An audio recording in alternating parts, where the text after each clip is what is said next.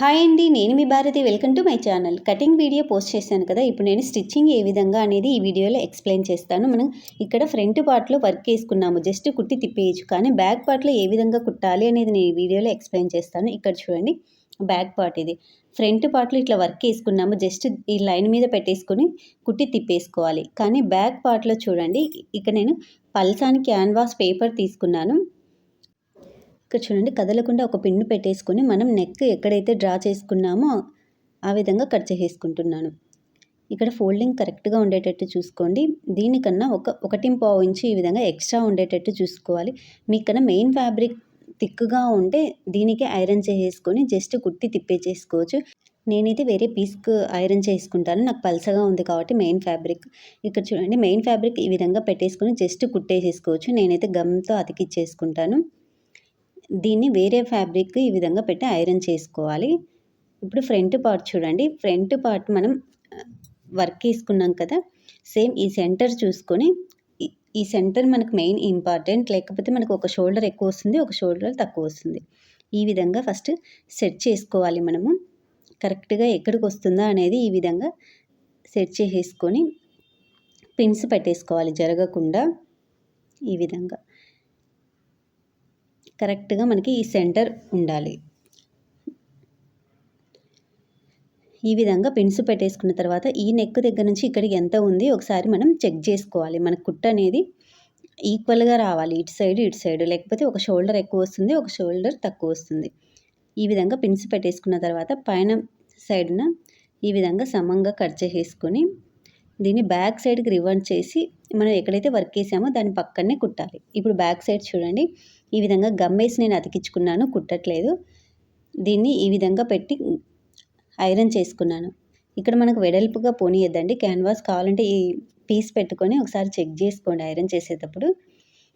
Iron చేసుకున్న తర్వాత ఈ మధ్యలో పీస్ అంతా కట్ చేసుకొని, ఇక్కడ కూడా మనకు సెంటర్ ఇంపార్టెంట్. ఈ సెంటర్లో ఈ క్యాన్వాస్ కూడా ఈ సెంటర్ ఈ విధంగా పెట్టేసుకోవాలి.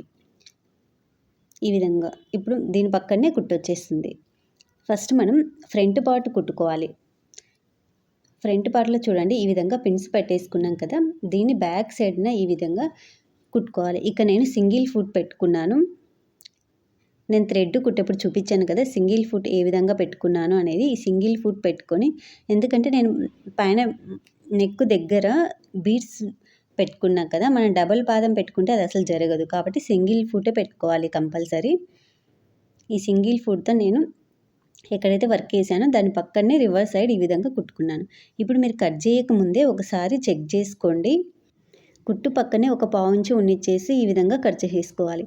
ఇప్పుడు కట్ చేయకముందే మనం ఒకసారి చెక్ చేసుకోవాలి, మనకు షోల్డర్ కరెక్ట్గా ఉన్నాయా లేదా. కుట్టు ఈ షోల్డర్ కరెక్ట్గా రావాలి, లేకపోతే మనకు ఒక సైడ్ ఎక్కువ వచ్చేస్తుంది. అట్లా ఈ విధంగా కట్ చేసుకున్న తర్వాత ఖర్చులు పెట్టేసుకోవాలి. కంపల్సరీ ఖర్చులు పెట్టాలి. ఈ విధంగా ఖర్చులు పెట్టుకున్నాక రివర్స్ టర్న్ చేసేసుకోవాలి. ఇప్పుడు నేను వర్క్ వేసుకున్న పక్కనే నాకు స్టిచ్ వచ్చింది.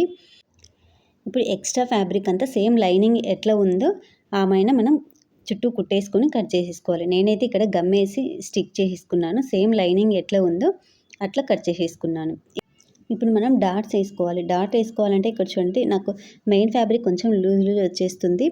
దానికోసం ఈ విధంగా కొంచెం దూరంగా ఈ విధంగా పిన్స్ పెట్టేసుకొని ఆ తర్వాత టక్స్ వేసుకున్నాను.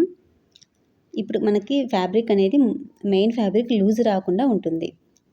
ఈ విధంగా పట్టుకొని మనం ఎక్కడైతే మార్క్ పెట్టుకున్నామో అక్కడ టక్స్ రానివ్వాలి. ఈ విధంగా ఇలా చేయడం వల్ల మనకు లూజ్ రాకుండా ఉంటుంది. ఇక్కడ నేను ఈ స్టిచ్ అనేది టక్స్ అనేది సింగిల్ ఫుట్తోనే వేసుకుంటున్నాను. మొత్తం నేను బీడ్స్ యూజ్ చేశాను కదా, డబల్ పాదం పెట్టుకుంటే అది దాని మీద ఎక్కదు. ఈ విధంగా ఈ కుట్టు అనేది మనం స్లోగా వేసుకుంటూ రావాలి. మనం ఫాస్ట్గా వేసామనుకోండి సూది ఇరిగిపోతుంది. ఇప్పుడు మనకు ఫ్రంట్ పార్ట్ కంప్లీట్ అయిపోయింది.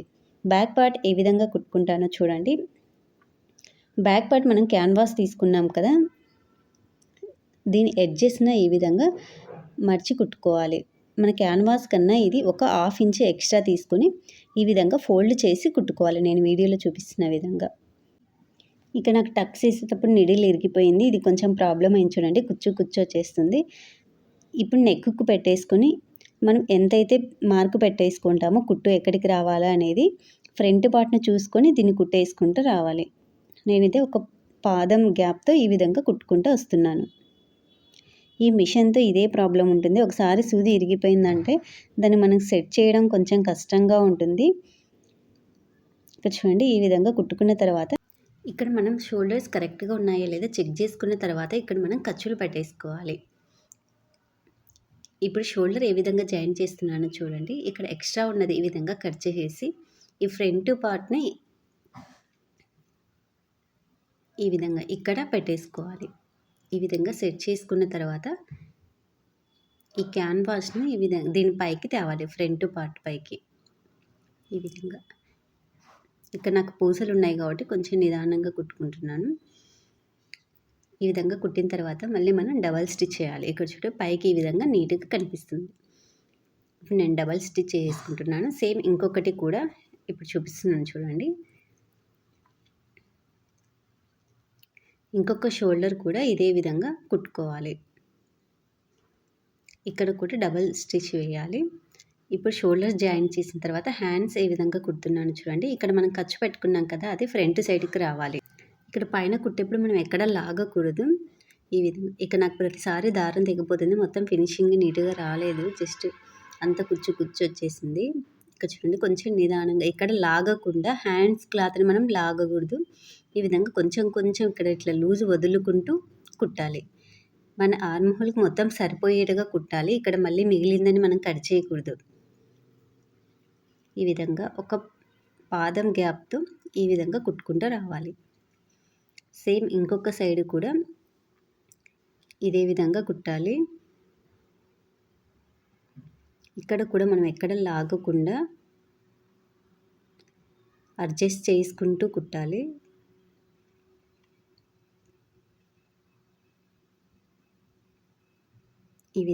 ఈ విధంగా కుట్టిన తర్వాత మళ్ళీ మనం డబల్ స్టిచ్ వేయాలి. ఇక్కడ కింది సైడ్న హ్యాండ్స్ దగ్గర మడిచి కుట్టుకోవాలి. ఇక్కడ చూడండి ఫైనల్‌గా హ్యాండ్స్ అటాచ్ చేసిన తర్వాత ఈ విధంగా ఉంటుంది.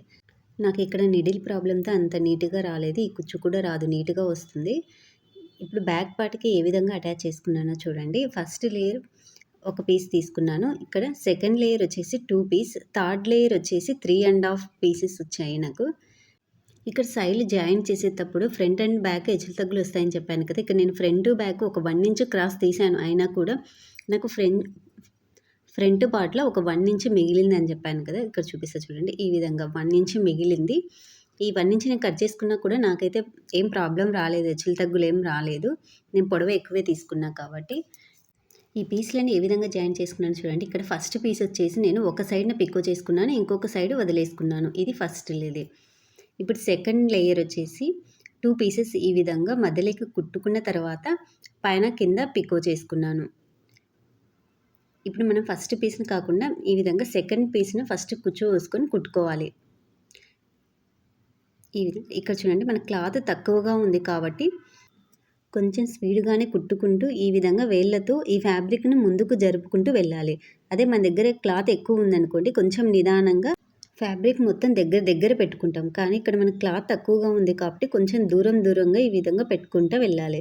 ఎక్కువ దగ్గర పెట్టామనుకోండి మనకు సరిపోదు. ఎందుకంటే మనం ఫస్ట్ లేయర్ కన్నా ఇది జస్ట్ డబులే తీసుకున్నాం కాబట్టి దూరంగా ఒక్కొక్కసారి పావు ఇంచు గ్యాప్ ఇట్లా వదిలేసేయండి. పావు ఇంచు గ్యాప్ ఇట్లా వదిలేసి కుచ్చు పెట్టుకుంటూ రండి. ఈ విధంగా వేళ్ళతో జరుపుకుంటూ సేమ్ అంతే. ఇప్పుడు చూడండి ఫస్ట్ లేయర్‌కి ఇక్కడ కింద పికో చేసుకున్నా కదా. ఈ కింద పికో కూడా ఎక్కువ తొక్కియకుండా చూసుకొని కుట్టండి. ఇప్పుడు ఏ విధంగా అటాచ్ చేస్తున్నానో చూపిస్తున్నాను చూడండి. ఈ విధంగా ముందు కుట్టిన కుట్టు పైనే ఈ విధంగా కుట్టుకుంటూ రండి. ఇక్కడ ఈ పికోతన్ని పైకి ఉండేటట్టు చూసుకొని ఈ విధంగా ఇక్కడ ఖర్చులకు కూడా మనం చాలా తక్కువ వదులుకున్నాం కదా. అందుకని నేనైతే పికో లాస్ట్‌కి ఈ విధంగా కుట్టేసుకుంటూ వస్తున్నాను. మొత్తం అంతా ఇదే కుట్టుకుంటూ రావాలి. ఇప్పుడు మనకు సెకండ్ లేయర్ అయిపోయింది. Next third layer. ఈ థర్డ్ లేయర్ వచ్చేసి 4 పీసెస్ తీసుకున్నా కదా. ఈ 4 పీసెస్ జాయిన్ చేసుకొని అటు సైడ్ ఇటు సైడ్ ఈ విధంగా పికో చేసుకున్నాను. సేమ్ దీనికి కూడా కుచ్చు అదే విధంగా పెట్టుకుంటూ వెళ్ళాలి. ఫాస్ట్‌గానే కొంచెం ఈ విధంగా ఇక్కడ నేను చూపిస్తున్నాను చూడండి. ఒక కుచ్చు అనేది ఇట్లా దగ్గరికి కొంచెం కుచ్చులాగా వచ్చేటట్టు ఒక పావు ఇంచు ఫ్లాట్‌గా వదిలేసుకుంటా ఈ విధంగా కుట్టుకుంటూ రావాలి.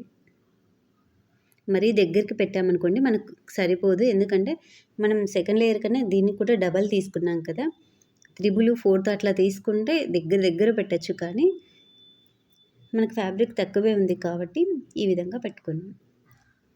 ఇక్కడ చూడండి, ఈ సెకండ్ లేయర్కి ఇప్పుడు కుట్టుకున్న థర్డ్ లేయర్ని ఈ విధంగా అటాచ్ చేసేసుకోవాలి.